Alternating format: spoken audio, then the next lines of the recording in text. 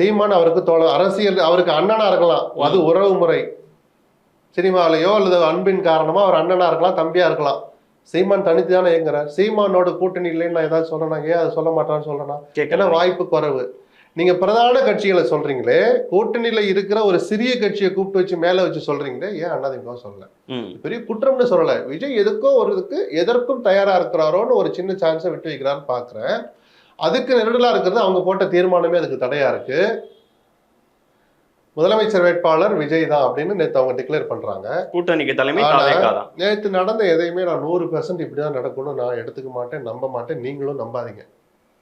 எந்த கட்சி செயற்குழு எந்த கட்சி பொதுக்குழு போட்ட முடிவுகள்ல எடுத்த தீர்மானங்கள்ல யாருமே உறுதியா இருந்ததில்ல எந்த காலத்திலையும்.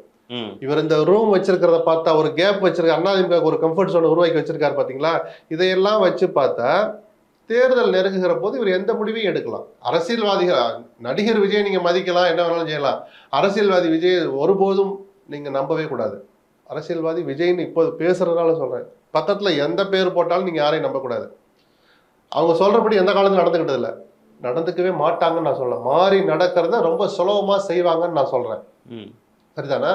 ஒரு ஸ்டேஜ்ல இதே விஜய் தான் ஒரு 2 மாசம் முன்னாடி ஒரு வார்த்தையை சொன்னா, நம்மளும் பழைய விவாதங்கள்ல சொல்லியிருக்கோம். மக்களுக்காக எந்த சமரசமும் என்ன சமரசம்?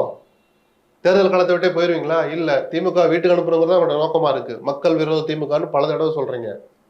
அப்ப அதுக்கு என்ன செய்வாருன்னா, ஒரு வாய்ப்பு இருக்கு. எப்படி அதிமுக சொல்லாமல் இருக்கிறதுக்கு நான் சில விஷயங்களை யூகிக்கிறேனோ, அது போல இன்னொரு விஷயம் என்ன தெரியுமா?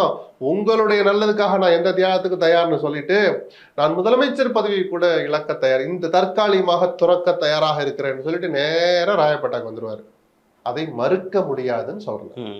இல்ல, ஆனா இப்போ ஒரு பர்செப்ஷன் ஏன் சொல்றேன்னா, ஒரு அதிமுக தொண்டன் கூட விஜய் முதலமைச்சர் வேட்பாளர் எடுத்துக்க மாட்டான். அந்த அணிக்கு வந்தால் கூட எடப்பாடி தான் முதலமைச்சர் வேட்பாளராக இருப்பாரே தவிர விஜய் இருக்க முடியாது.